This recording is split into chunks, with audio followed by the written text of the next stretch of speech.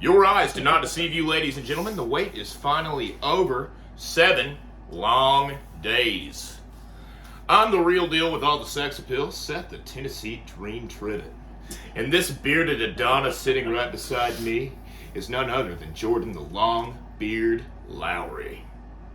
And you bet your ass he can recite the alphabet backwards. Twice. Not even if I'm saying. I've seen him do it with these 2 beautiful baby blues. I don't know why they use that as like to see if you're drunk. Yeah. Like I can't do that shit now. I don't think the average person on an average given day, unless they've practiced, which if you've practiced go outside. ZYXWVUTSRQ. That's as far as I can get. Yeah, I don't know. Don't even get me to try. That's just off the top of the dome, though. I know That's for a pretty fact good. it starts with Z. For zeal, which is all we have on this show, ladies and gentlemen. That's good stuff. Nothing but zeal. You only got 25 more letters, and then you're done. Well, you gotta look at it in a positive way. Yeah, you would be a great motivational poster at a dentist's office. Just hang you up. Today, you had to get a tooth pulled? You still got 31. Remember that nothing matters but teamwork. Whatever the fuck Well, I remember being at my friend used to have probation all the time. We'd go to the probation officer. There would be nothing but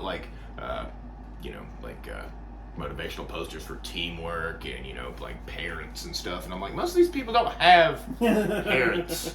They wouldn't be here.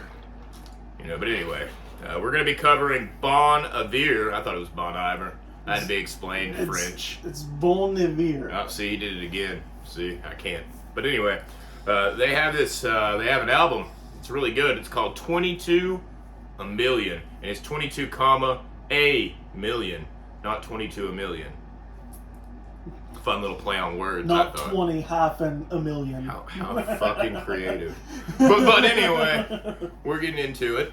All right. So I suggested that you listen to this album. So He did, and I did. I've just got a few notes about the album. It is the 3rd studio album by Bon Iver. It was released on September 30th, 2016.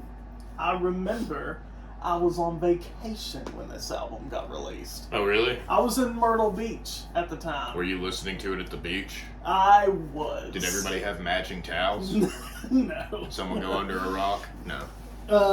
It was recorded in Eau Claire, Wisconsin, which is actually where Justin Vernon, the main guy from Bon Iver, that's where he's from. Oh, so he's not from France? No. I thought these guys were French. So the reason, I know why. The name is Bon Iver, and it's French for good winter. And the reason that he chose that for the name is because when he was recording the first album, Yeah. the first album is just him. It's kind of like Dave Grohl and the Foo Fighters. Dave Grohl recorded the whole first album but put it under a band name instead of his own. Same thing with this. He recorded everything on the first album himself but put it out as a band name instead of his own. The reason he chose that name is because he was sick in a hunting cabin where he recorded the first album. He got sick for like a week. And all he could do was lay in bed and watch TV. And he started watching a show called Northern Exposure, which was a really big show in the 90s. But it takes place in Alaska. And in parts of Alaska, just like other parts of Canada, they still speak French as a main language. But in the part that he's in, it's like a mix of both. And so the people would greet each other by saying Bon Iver, which means good winter. And they would greet each other when winter time happened with that saying. He just thought it sounded cool, so he used it. So now if anybody walks up to me and says Bon Iver, I get to say my ass, because I know what it fucking means. Fucking hate winter. I love winter. Just whenever I'm inside. So this album marked a shift in tone from their previous albums, making heavy use of electronic music, hip-hop style production, and this is also the first album where they used samples of other things. Well, we can document this moment here, actually, because you have made a new word that we are going to use. Musing. That I'm going to use from now on. Whenever I discuss musing. But keep going. That's pretty cool. So A this lot of album, cool stuff about this band. This album was consistently ranked as one of the best albums of 2016, and at the end of the decade, it was ranked as one of the best albums of the whole decade. Really? That's fucking crazy. I can see why. Don't get me wrong, but I mean that's crazy to think about because you don't. Most people don't even know who these guys are. I look for, like in the next 30, 40 years, it will be regarded as one of the best albums of all time. Well, and I urge everybody to do this. We're only 6 minutes in, so I'm sure you'll hear this now. Go watch this stuff because they're a very visual band, and if you just look up 22 a million Bon Iver, you're going to find and see some of the coolest artwork. I don't know if they do their own artwork. Do you know? Yeah, they do. Okay, so they do their own artwork, which is even cooler. But the artwork that I see in some of the stuff in the video production is fucking insane. You can go check it out. So a fun story about this. So the album was supposed to be released on September 30th. Mm-hmm. But on August 28th, all the songs except 33 God were released in error on Apple Music in Denmark. Oh no. The song 33 God was supposed to be released on that date as a single, but every other song on the album except that one got released in error. But it was only in Denmark, and it was taken down the next day, but low quality MP3s had already been shared at that point. You know something funny I said about that song? What? I said, man, this would be a great single. That's what I said in my notes. Yeah, it was one of the singles. And it only happened in Denmark. For whatever reason, Apple Music in Denmark released the whole thing except that song, even though that was the only song they were supposed to release. Everything bad happened in Denmark. But, and the last thing I have is that in the liner notes of the album, each member of the band and production crew was assigned a nickname in the album credits. Really? I don't know what they mean, but I wrote them all He down. said, I don't know what they mean. But I wrote them all down. Justin Vernon, who's the main guy, is credited as Maker. Chris Messina is credited as Maker's Maker. He made John. B.J. Burton is called Noble Black Eagle. Yeah. Ryan Olsen is called Scream Defense. That sounds like something they would teach you in like a self-defense class. Camilla Taylor is called Trust Ear. Huh. Brad Cook is called Wings. Mike Perry is called Neighbor. Mike Perry. Andra That's a fighter. Chumos is called Mother Nourishment. Rob Moose is referred to as the Whisperer. Dude, I have this really good idea. Cherry Minsk is referred to as Rookie. Michael Lewis is referred to as the Oracle. Oh, okay. He just sits in a room with TV screens all day. And Andy Fitzpatrick is referred to as the 22,000. Let me correct myself. Were there any film buffs that yell at me? The Oracle was not the dude in the Matrix sitting in the screens. It was actually the architect, and I'm sorry about that. Do not yell at me. Then the group of saxophone players that appears throughout the album go by the name Sad Sacks of Shit. But they spell it Sad Sacks of Shit. S-A-X. Nice. And that's all I've got. So just a little bit of background about the album. I wonder. Now we're going to deep dive into what Seth thought about it. Yeah. So the first track we have. Yeah, start at the beginning this time. Yeah, I don't want to go backwards. Not the end. Yeah, we're not going to do that unless, like, one day it's Quentin Tarantino's birthday. whenever we record. Fair. Then I'll do then we're everything. just gonna jumble it up. We're gonna cut a piece from the end of the video and put it at the beginning, and then jumble up the track list. And then you'll have to figure it out on your own as the viewer. It'll be just like a Quentin Tarantino movie. And then but, at the end, it'll all come together. yeah, and somebody will be dead, but it won't be us, hopefully. It'll be John Travolta. Yeah, or the guy that they shot. What was his name? In which movie? Well, yeah, no, right. That really doesn't narrow it down. But do you remember the scene in Pulp Fiction where Samuel L. Jackson and Marvin. Yeah, they shot Marvin. They're I shot Marvin in the head. They say it so casually. Okay, so the first track we have right now, 22, and then we have in parentheses, not parentheses. Yeah, Over Soon, which I enjoyed it. First and foremost, I want to say I really enjoy how the song has a slow build to it, where it just starts with vocals and horns. Then later on in the song, the guitar comes in with the perfect tempo. And actually, the guy didn't fuck up, which I guess is a good thing, obviously. Then you have the harmonized backing vocals for a split second, right before the saxophone comes in. Even though it was a short part of the song, the sax was killer. So the sad sax of shit did a really good job executing that. Another thing I had to say about 22 Over Soon, the way the song ends with a cut to violins and horns was pretty cool. I thought, anyway. I mean, I love horns. How do you say? I'm a very horny man. Okay. Not like just to see your reaction was priceless. Okay. Find it really badass how the trumpet is a constant throughout the song. I mean, even when it gets quiet, it's just making like sounds like it's been hit by a car and it's on the side of the road. But yeah, fucking good stuff. For some reason, I really like the way the female vocalist would repeat, "It might be over soon," randomly throughout the song in a sort of creepy and monotone style. Kind of gives the whole song an interesting edge. I don't know whether I'm supposed to be creeped out or calmed down. I think it's a mixture of both. Like it's like a creepy calm. Yeah. Like hanging out with your uncles. Yeah. The band released visuals for the album, apparently. And I thought the visual they chose for this one was pretty neat. The beginning shows a hand holding a lighter to a guy's beard and setting it ablaze, and it burns throughout the whole song. Pretty neat stuff, in my opinion. So the guy is Justin Vernon, Oh. the main mastermind behind this band.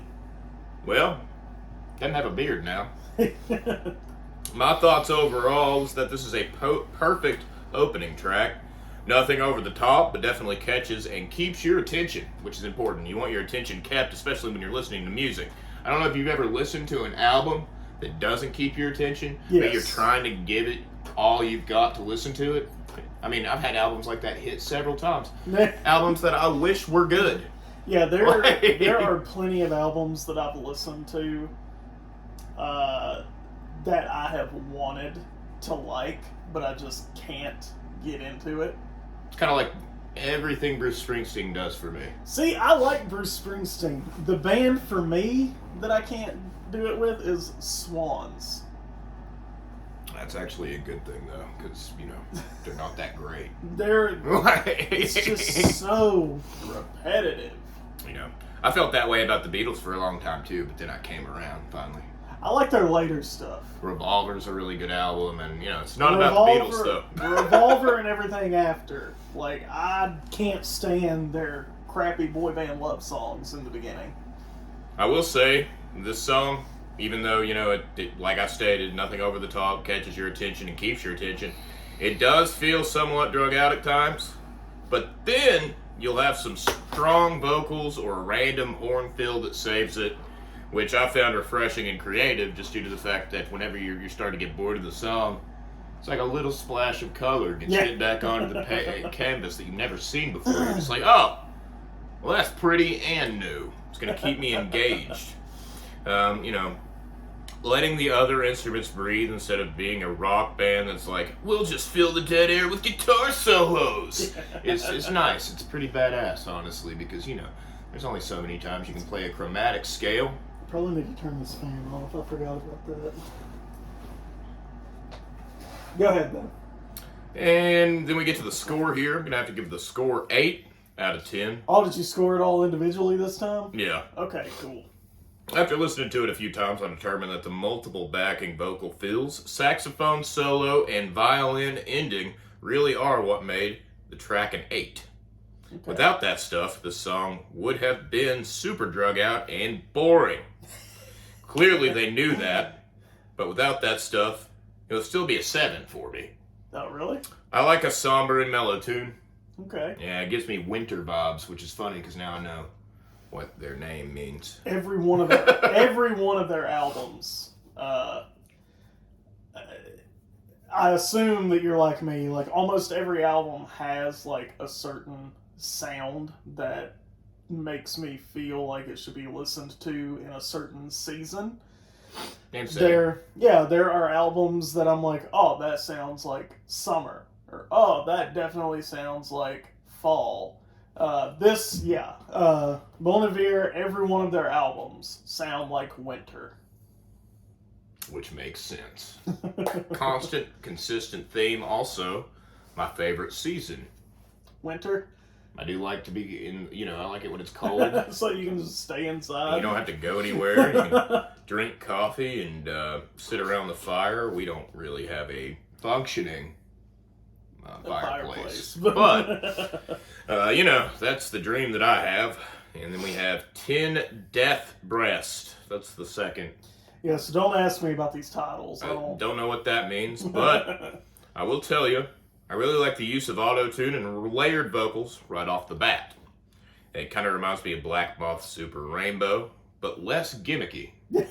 Because Black Moth Super Rainbow, I mean, that dude's really good DJ and like a really good artist as a whole, but you can tell he's pandering to a certain crowd of people who just are in an acid-induced coma that would like to see some trippy shit with some catchy music.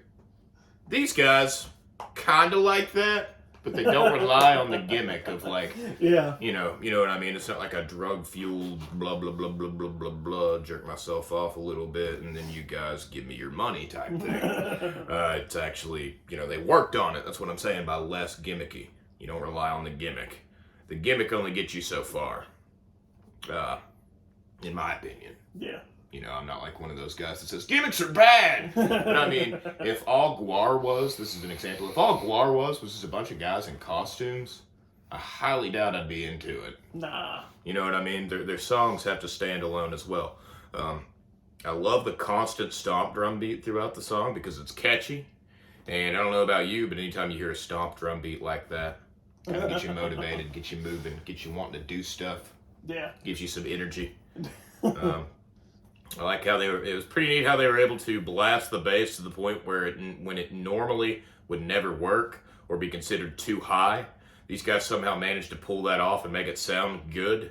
It's like, it sounds like your speaker's about to bust, but they somehow make it fit. And it's intentional, yeah. Yeah, that's the best part about it. No matter what sound level you're listening to it it's going to be which it sounds really good, funny enough. They made something that sounds like shit usually sound great. They made the unfittable fit on this track. It's the second track.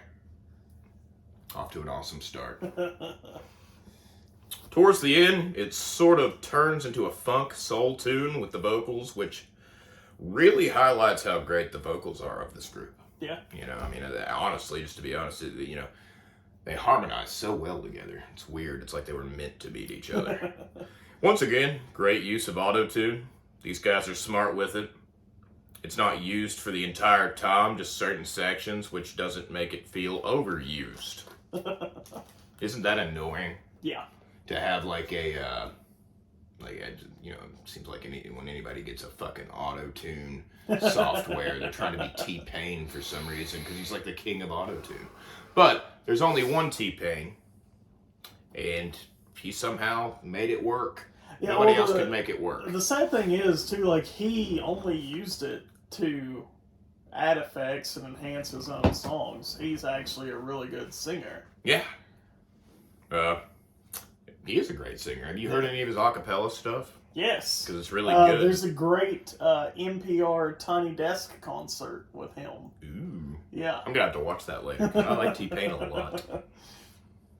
He's a funny guy, too. Yeah. He's a funny dude. He was on the, no, he wasn't. Never mind. I was going to say he was on the Eric Andre show, but that's not correct.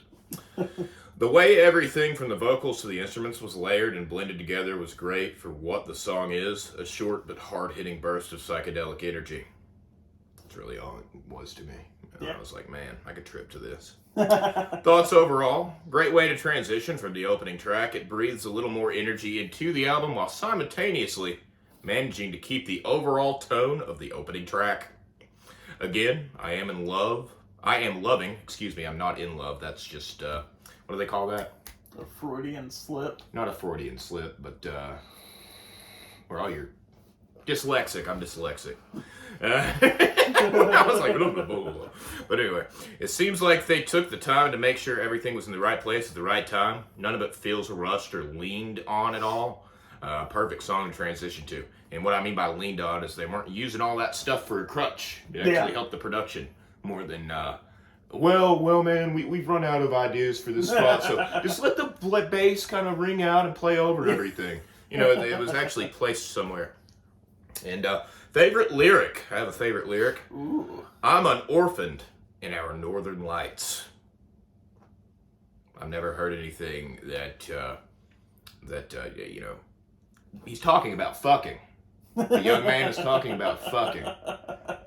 But it's a lot more to him than that, apparently. Well, so the thing about this band is their lyrics are all super cryptic. So each lyric, each line in each verse can have like 10 different meanings. Oh, okay. So that could mean something completely different to somebody else. Yeah, it's literally, that's what makes these guys so personable, because of course he had whatever thought in his mind of, oh, this is what it means, but he wrote it with the intention of, oh, this could mean something, this could mean one thing for you, it means another thing for me, it means another thing for this person. Damn, this band's like the Bible. Yeah. Crazy. Well, but you say that with all the biblical references. I know, right? It's open to interpretation. Anyway, I love that. Okay, so my rating for this one's going to be a 10. You could make a religion out of this. You could. You totally could. All you have to do is follow it. You may end up a little fucked up along the way. Yeah. Kind of like a Jim Jones type. But rating, 10 out of 10. Hell yeah. Song really hit hard for me. I felt like everything was placed perfectly. The drums, the vocals, the above recordable decibel bass, and the funk at the end. Who doesn't love a good dose of funk? Get you up in the morning, get you moving. I'm gonna write. Did you average all these out to get the rating? I did not. Okay. I did not average them out. But so far we've got 8 and 10. I'll average them out.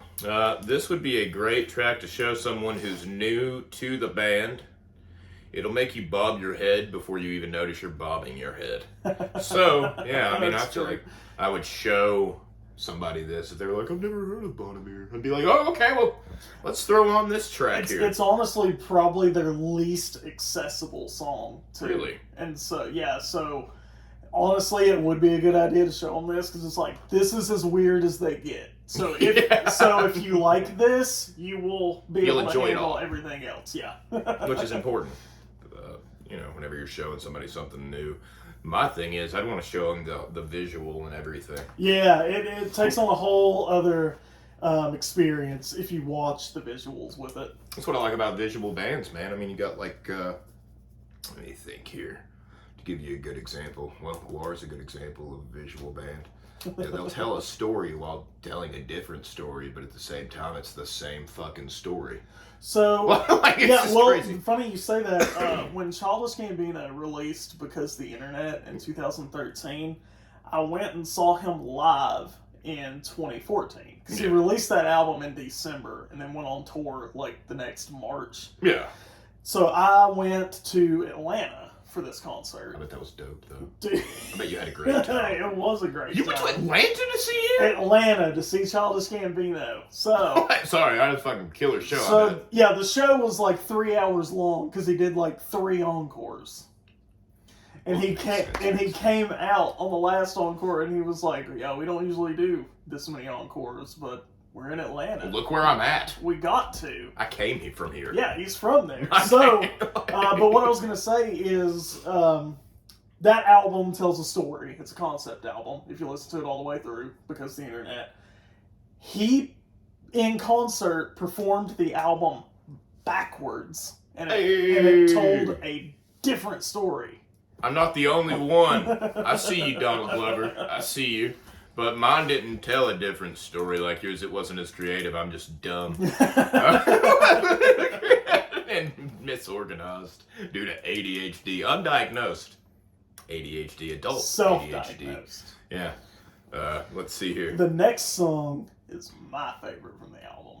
715 Creeks. That's what it's called. I didn't just randomly say that. That's the next. I should have probably. Yeah, you're fine. Should have probably rolled in. Better segue next time. Think about it going forward. 715 Creeks, which my dyslexia almost made me say cheeks. Clapping their cheeks, son. Like a seal. Just got a fresh flounder. Anyway. 715 Creeks. I thought the video was really cool for this track. But if I listen to it without the video, it feels like a throwaway track that ended up actually making the album to fill some space. See, that's kind of funny that you were I'm sorry about that. You're like, this is my favorite song on the album, and I was like, well, buddy. But yeah, no. I mean, I feel like that's what I'm trying to say, though. The layered vocals in auto-tune aren't really doing it for me here. Don't get me wrong, it goes great with the visuals of the video, which I think was sort of the main focus of this track. But if this song were a standalone without said visuals, it wouldn't be a song I'd want to go to just to listen to. Would it change your mind if I told you it's not auto-tune and it's a thing called a vocoder and he is the only one singing on it, and what the vocoder does is it pitches your voice to like the next 8 octaves down and the next 8 octaves up so it sounds like a choir. Oh. Wow. Okay. Let's see here. The lyrics are also something that make this track stand out, but I feel are kind of lost over the layered vocals. It can sort of make it hard to understand if you aren't following along with the video, which, you know, I do that. I don't know if you're one of those nerdy guys that sits around and just read. Because I remember I bought this album way back in the day. It was a Children of Bodom album. And it was like one of their latest ones. I can't really remember the name, but it had Cry of the Nihilist on it, all that good stuff. I brought it home with me. Me and my friend Alex were going to listen to it, and we were just going to hang out. So I put it on, and I got the lyric booklet out, and I'm just reading along to it. And he's like, "Are you going to do that for every track, or are you just going to listen to the song, man?" And I'm like, I am. I have to have. Like, I want to know what they're saying. I want to follow along. I want to be a part of the album with these guys.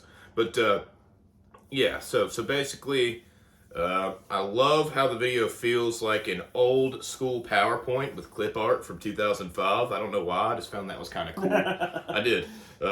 That's not a joke either. It makes it fun to follow along with the vocals and wonder what the next slide is going to look like as you're following along.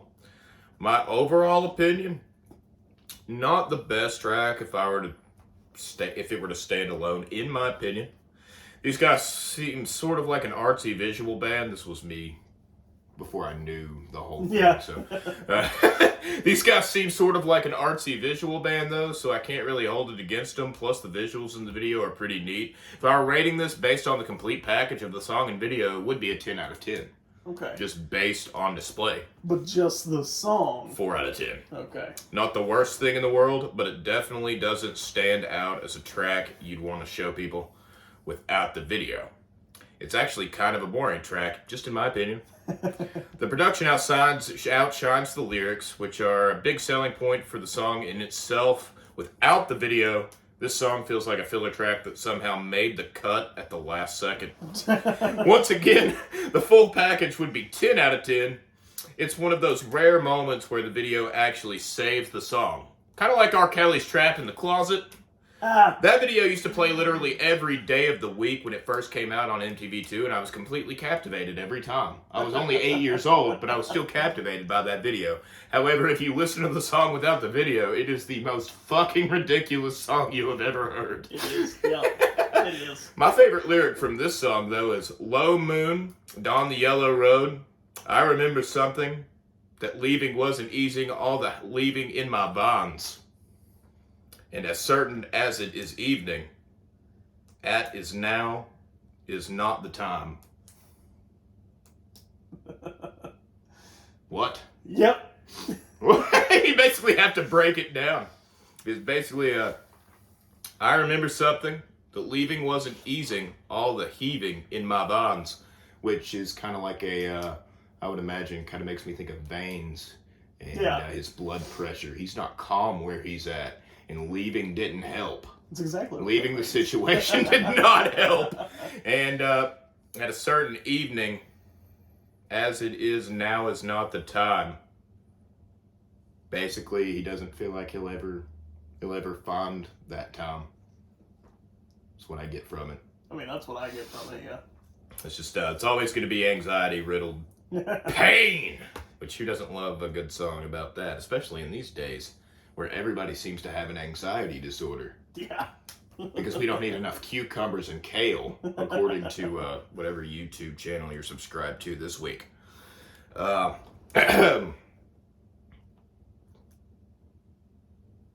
so we got through the rating, got through my favorite lyric, and now we are on track number 4. 33, God. And right out of the jump, I really dig the piano on this track. I've always loved the piano, and I don't really feel it's utilized enough in modern music. Especially with a style such as this band's, where there's a lot of EDM elements and auto-tune vocal layering. A keyboard, sure, but a real piano? Refreshing stuff. Really enjoy the ambience of this song. There are certain parts that will give you the feeling of floating through the air, which I credit mostly to the synthesizer. Yeah. You know. I think it's really cool how it starts out with a calm and joyful sound that slowly turns to a somewhat dark and creepy tone where the song ends. Killed it with the drum and bass yet again. Just when you think the song is going to remain somber and melancholy, the drum and bass break. There's a break for drum and bass. And it kicks in and jolts you back to reality. It's like, hey man, this isn't boring. What do we got next? Enjoyed the fucked up visuals that came out with this one. In the background, there's a thunderstorm, and all these fucked up symbols and images are constantly appearing on screen, along with static. Yeah. Am I losing my internet connection, or is this part of the video? I don't know. My favorite visual is particular being God in bold white capital letters, and right below that, two red people are fucking in the middle of a green circle. Oh yeah. Very, very random, but very cool to me for some reason. I haven't watched the visuals in a long time. It would make a great t-shirt, just having that. Do you think so? I think I'd wear it. God, and then two people fucking in a red circle. Overall opinion, great tune with a solid intro. Once again, I love how it goes from a bright and sunny tune to a dark and ambient tune. From an artsy type of group, these guys also know how to pull it off without losing sight of the fact that the music still has to stand on its own. You know, because there could be some blind people out there that aren't really able to watch. Listen. I mean, but then again, you have the best of both worlds if there's a deaf guy out there. Oh, that's true. You can just watch the visuals. These guys are geniuses, marketing geniuses. But, I mean, you have one track so far that I feel couldn't stand on its own out of 4 we've covered so far. These dudes are legit artists, in my opinion. It's not a bunch of pretentious crap. You're not going to find a bunch of pretentious bullshit here. All the art and visuals are beautiful and actually fit, especially for this video. Kind of blew me away. In all honesty, if someone was going to trip on whatever, this would be a video to show them. And then I have to tell you guys, Pop Culture Victim does not condone drug use of any sort. However, does recognize that it is your body and therefore ultimately your choice. This has been a short message from Seth, the Tennessee Machine Tribbett. Rating, 10 out of 10. Okay. No bullshit. This song, I played that over and over again just because I felt like I wasn't getting the full experience each time. I didn't. I felt like I had to go back. I had to go back each fucking time and just be like, okay. And each time I walked away with a different perspective. It was weird. The same song. Let's see here. It's dark, it's gritty, it's clean, it's uplifting, it's spacey, it's packed with bass, it's piano, the vocals are spot on. I could go on about this for hours. This is what makes a perfect track perfect to me. Anything that makes you feel like you're vibrating at a little bit higher of a frequency. That's the honey you go into the nest for. Okay. I like that.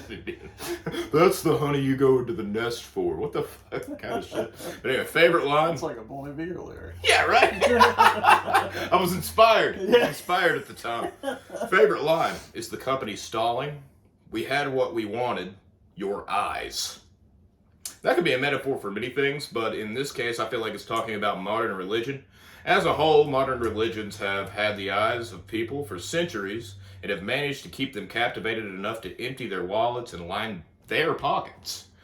However, there has been a shift in beliefs, it would seem, where a lot of people globally are starting to realize there's more to whatever story it is that they've chose to believe. Meaning that people, they're slowly starting to lose the eyes of the public. What do you need in order to be a success in this situation? It's kind of like what happened with the Oscars, in my opinion, but a lot of people think that you're like a crazy conspiracy guy. Like, you think the government was involved just because you think something's staged. Wrong. You couldn't be even further from the truth. Truthfully, what I believe is that they were losing the eyes of the people, and they needed something to spice it up a little bit. That is just me. Yeah, I mean, that's what I said. I was like, when's the last time you heard anyone say, wow, I can't wait to watch the Oscars? Yeah, right. and believe me, that wasn't it was a real slap. It hit and connected him, but it... Did you see what Kareem Abdul-Jabbar said about it? No. Do you know who that is? No. So he's a basketball player from like the 80s and 90s. Yeah. But he was like, can we just all take a minute to realize, like, all this is a bunch of rich people giving other rich people awards? That's what I said. I said it was just a giant circle jerk for rich people. And that's the reason people have lost interest, is it is just a bunch of guys getting around. But the point that I was trying to make in all this is that, it seems like there has been a shift in beliefs here where they are losing the eyes of the people.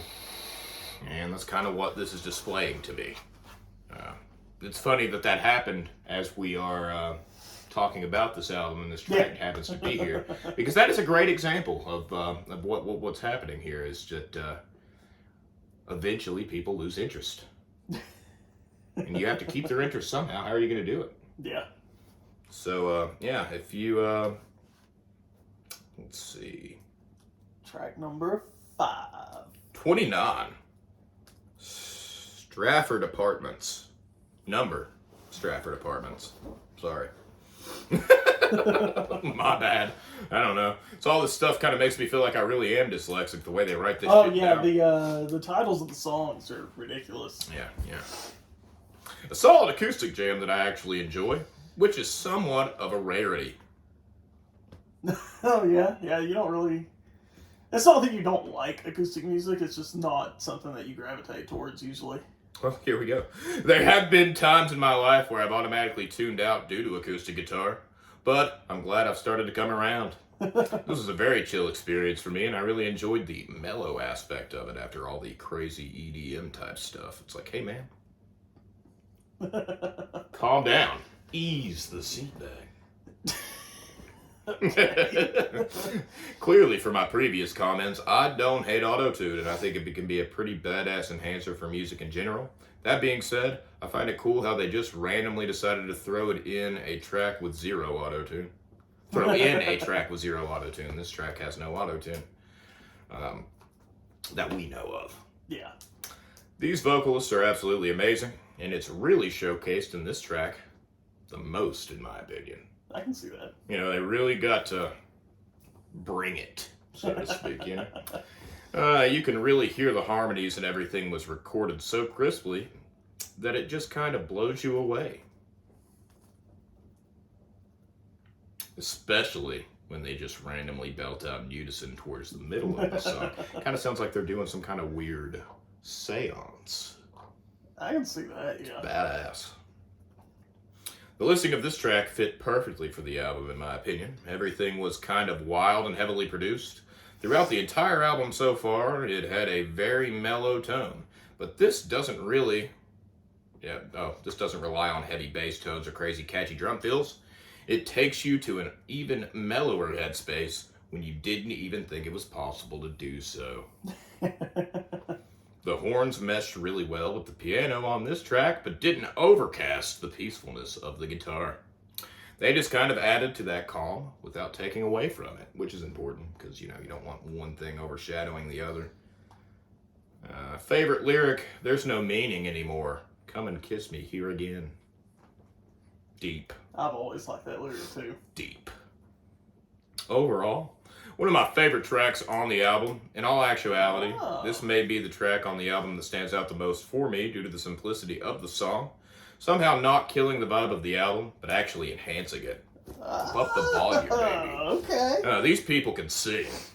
It's like they used to be a part of a choir or something. I don't know.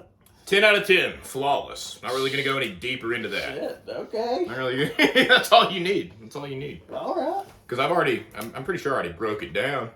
Track number 6 is 666. 666 upside down cross. Metal. Just kidding. Not really metal.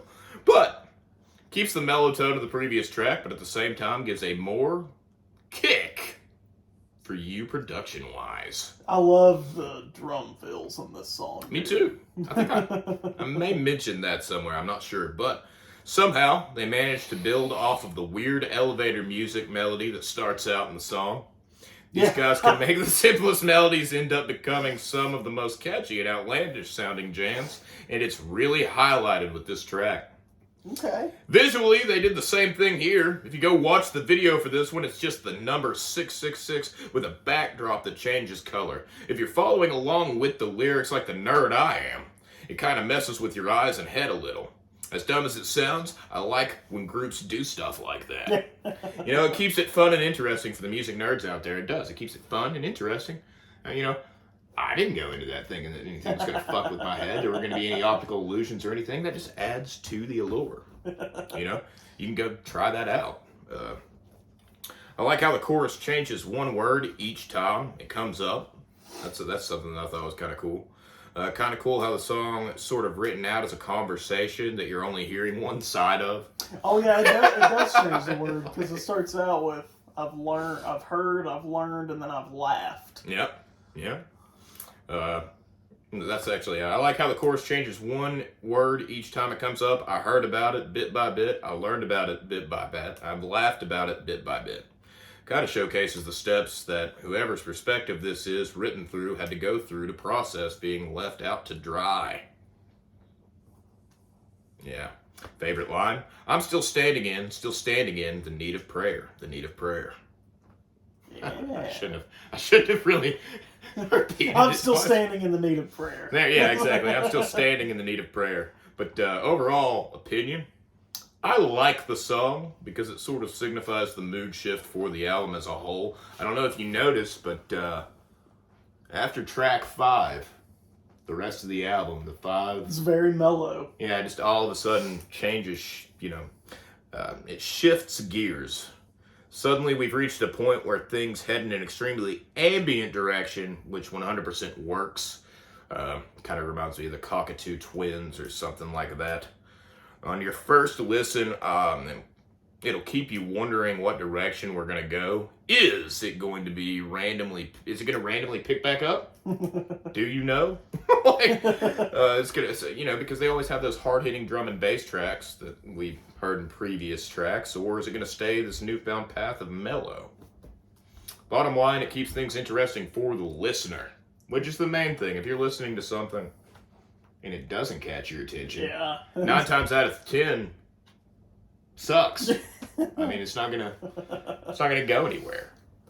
A rating, 8 out of 10. Okay. Yeah.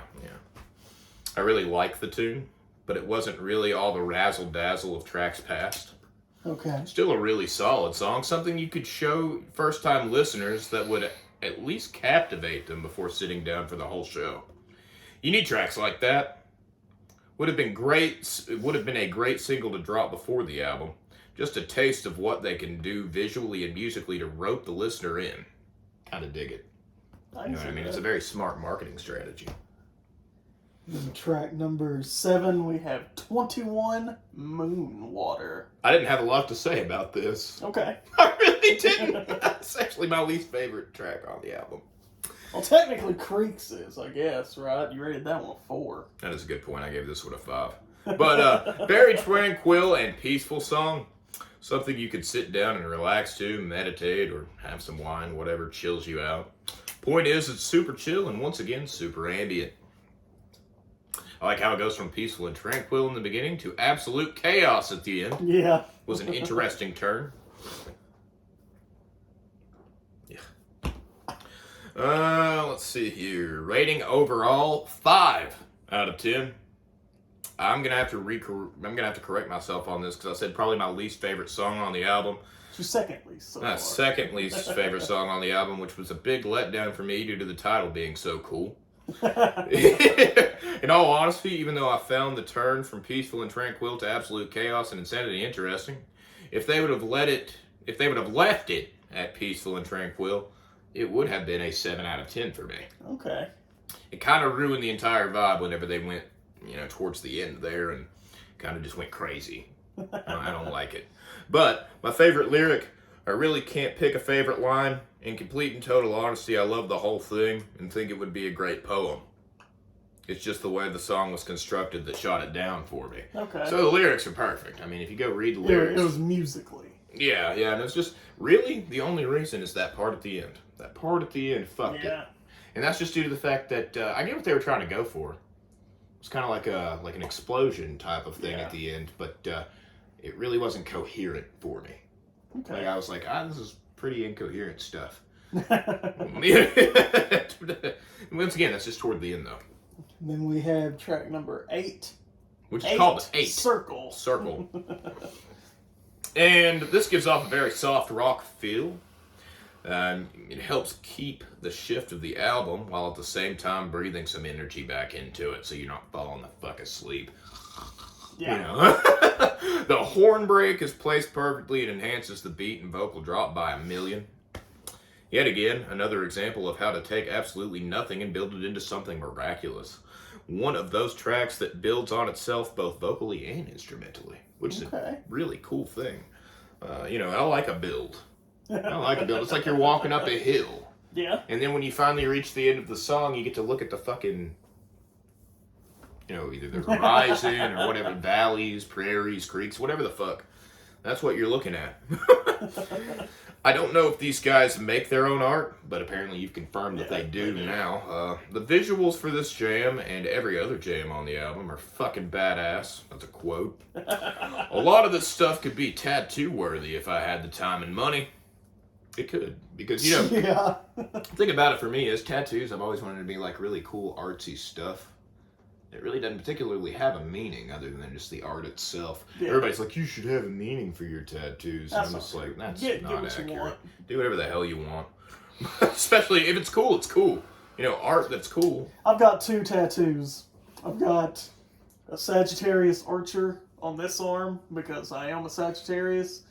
I don't believe in zodiac shit, but I do have the coolest. We can get into that. I do have the coolest sign, the Centaur Archer.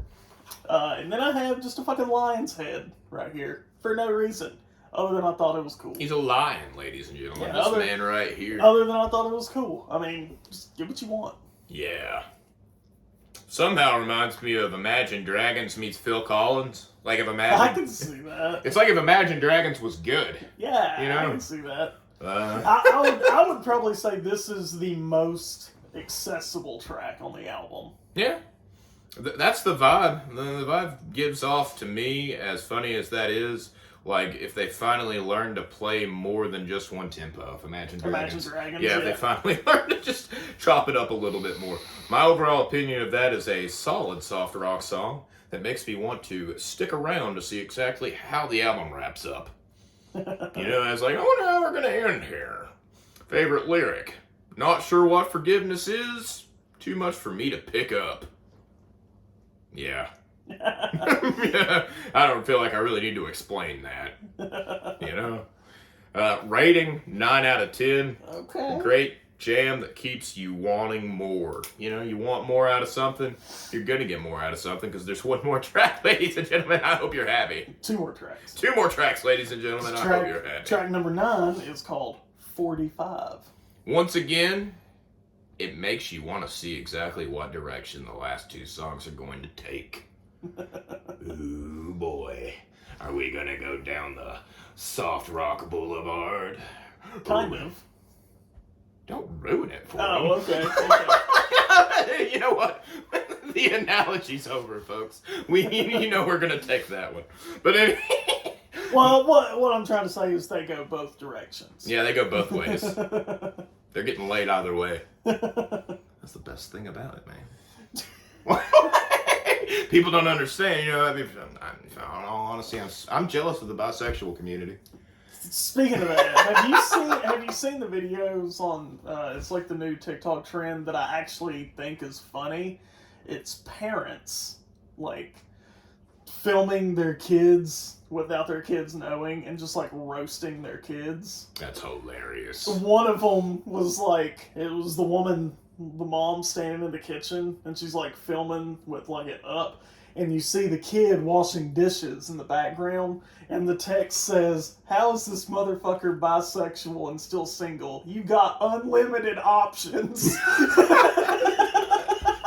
Yeah, that's a really good point. See, that's the team to play for, in my opinion. You're never lonely. Jesus Christ. But anyway. Track number 9. 45. And no, it's not the Shinedown cover. Don't worry. You've heard that song, right? It's a Gaslight Anthem, isn't it? No, that's Shinedown. Staring down the barrel of a 45. Oh, I thought it... Gaslight Anthem has the song 45 too, Turn the record over. They're more upbeat. Yeah, it's a way better song. They're not trying to kill themselves. It's a way better song. I like Gaslight Anthem. I do too. But, they're coming back. Ooh, they finally got gas. Yeah. Anyway, track number 9. 45. Favorite part of this song is 100% the banjo. Like, yeah, it's like just that one little banjo lick. It made me happy. I was like, fuck yeah, man. But perfect climax track. Has a little bit of an everything that was used throughout the album, like literally everything, without ruining the mood shift that began on track 6. Yeah, for whatever reason they split this up, guys. It's pretty cool. But kind of signifies that you weren't hallucinating, and there was, in fact, a mood change that makes this album that much more special. Like how it begins almost like some old school kids comedy show, giving me some serious Mr. Rogers vibes here. It's the only song on the album that features like just random bits of conversation, like in the beginning. Pretty sure there's an accordion being played, which is even more badass, because that's yet another underutilized instrument that I love hearing. Like how it bleeds into the final track to sort of make one giant song out of 2. Overall opinion, solid climax track. Nothing really too crazy. Seems like it's honestly just building up the final track, which isn't a bad thing. It's just, once again, another song that would have been a great single. Something to kind of turn the listener on and pique their interest without showing all of the tricks in the bag. Which is important, once again, because you don't want to just go out there with a single and show everything that you have. Yeah. The perfect single, in my opinion, kind of showcases you. Yeah. But it's selling you. You are selling yourself with the single so that people go in and they get to pick apart the actual layer of what your art is. Yeah. So if your single is showing all of that, you have fucked up. Yeah, unless your album has the same feel and energy as the single that you release that shows everything you've got, people are going to be disappointed. That's a big part of the music industry these days that I don't feel like a lot of people are getting, because every single that I listen to, bands that I listen to daily make this mistake. Like every time Mastodon has a single, it's basically what the tone of the album's going to be. Instead of just showing, hey, this is the new stuff we got going on. If you like what you're hearing, you're going to want to come out and check the whole thing out. Yeah, and that's the thing, what I was saying, like, if the rest of your album sounds the same and has the same energy as that single, then that's fine. But if you release, like, let's say, I'm trying to think of an example, but I can't think of one. Let's say you're a rock band, but you want to take, like, a soft rock approach on the next album. That's fine. I'm all for people experimenting with their sound. But let's say out of those 10 tracks, you have one track that sounds like your older stuff, and that's what you release as the single. You don't want to do that, because that's what people are going to expect the album to kind of be like. And then they get it, and it's like, oh, well, I expected... Detroit Rock City. Yeah, I expected Kiss, and I got 80s Doobie Brothers. I expected Detroit Rock City, and I got Love Gun. Even more, I expected Detroit Rock City, and I got Beth. Yeah, there we go. Like, that is the kind of thing. That's the kind, and it could ruin, it can make or break an artist once again. And that's, we're not even professionals, and we know this. Yeah. You know, I mean, that's it's an obvious thing if you're into art at all. Like it goes with everything, really. Like a comedian. The comedian's not going to go on stage starting out and try to tell his best jokes. No. He's going to start with the ones that he thinks are kind of good, but at the same time are shitty. He's got to get a feel for the crowd. I know that's what I would do. Yeah. I have some shitty jokes that I have written out. I'm going to go out and perform those first. What if they land? That's another thing. Like, you don't know. But overall, this track, to get back to it all, 7.5 out of 10. 7.5 out of 10. Would you round that to a 7 or an 8? Well, 0.5, we'd have to round it to an 8. Okay. I'm just asking because if you start throwing decimals into the actual ratings, then to get the decimal at the end, it's going to be... Gotta have to round up. Okay. So, yeah, 8. Yeah, I always use solid numbers for the tracks themselves. I always end up with a decimal at the end, but I try to use solid numbers for the tracks. But 8, hey, man, there's only... I'll remember this going forward, too. That way I'm not decimaling it up. Hey, so far there's only 2 tracks that you've rated lower than an 8.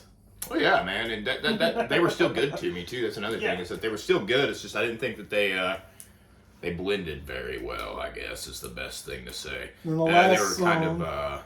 that one song was kind of underwhelming to me. But rating... rating for that one is 8. So the last song we have is track number 10. 00000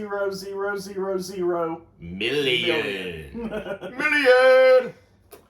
I felt it a great way to end the album based on the somber tone that was set. Nothing over the top or anything, just a great closing to a great album.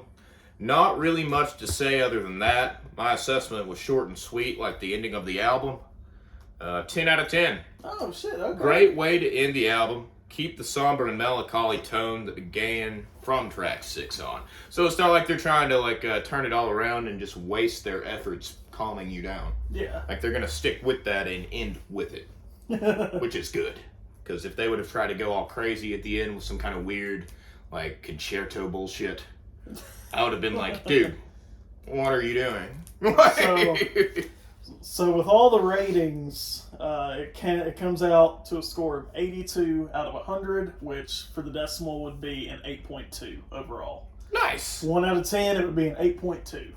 My thoughts on the album, as a whole, this is pretty fun for me to write out. I had to do it.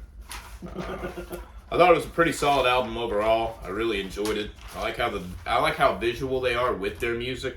And while some songs may feel a bit overshadowed by the artwork, You cannot deny that at the end of the day, these guys are serious artists that want to entice and entertain with their unique sound. My favorite thing about the album and the band as a whole was the fact that they have a fucking horn section. I've always loved horns. The sound of brass, I don't know, it really does it for me. All jokes aside, that really is a big part of this band that stood out for me. That and the fact that they used an accordion and a banjo and somehow modernized them both. They weren't, it's not like when they play the instruments they chose, it's just to enhance the weird blend they've created. They're not trying to be some folk band or some gimmicky Mumford & Sons bullshit. They make all of their own music. They make it their own. It's not bullshit. You know what I mean? They're not just copying like some Japanese banjo run. You know what I mean? Or anything like that. They're definitely not trying to sound like the Oak Ridge Boys, which isn't a bad thing. But while this may not have been my favorite albums of all time list, it definitely wouldn't meet that. Bon Iver most definitely become one of my favorite groups that I've been turned on to lately. I'll definitely be revisiting the songs from the album as well as branching out into their other projects. I would recommend this album to just about anyone, honestly. I feel like there is something on the album for everyone's ear. Of course, music is subjective, but I'm very confident that Bon Iver, one of those can please any ear type of bands. Finally, the artwork and video editing that went into the visual aspect of the album was absolutely breathtaking. Not only are you going to be visually stimulated, you're going to be stimulated through your ear. So, I mean, you get two, let's see here. That keeps the entire experience as a whole enjoyable and entertaining. All right. 8.2 out of 10. He would recommend it to anyone. Anyone. Literally anyone, which means you guys need to really... Which includes you guys. Yeah, because I see you commenting stuff. I replied to a comment today. Just thanking you for the kind words. But, get into it. Get interactive, guys. We want to hear what you have to say. If you listen to some of this stuff and you think it's absolute trash, tell us. It'd be awesome to see, an opinion that isn't the same as ours. You know what I mean? Yeah, because you gotta think, like, the albums we're recommending to each other are albums that we like and will most likely think the other person will like. So, I mean, the lowest score we've given an album so far is only a 7 out of 10. That's a pretty decent score. Still. Yeah. Like, that's...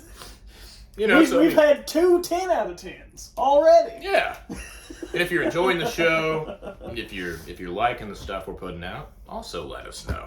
Because it's cool. It's cool to see that. It's cool to be able to talk with people that you don't really know. But at the same time, they're seeing you at face value, and they're like, hey, these guys are pretty funny. We also have the playlist up of the albums that we've rated 10 out of 10. So far, it's only Who's Next by The Who and Blast Tyrant by Clutch. But both of those albums are in the playlist. So check that out and tune in next week. But you have to recommend an album for me. So what album do you recommend now? We're going a little out there. Okay. Hold on one second. He's got to look it up. I got to remember what it's called. There's, But I will tell you, this is going to be fun for you. It's an MF Doom album. Okay. And once again, another artist that I have heard of but not dove into. So, MF Doom. It's actually an EP. How many tracks is it? I will tell you. Hold on one moment.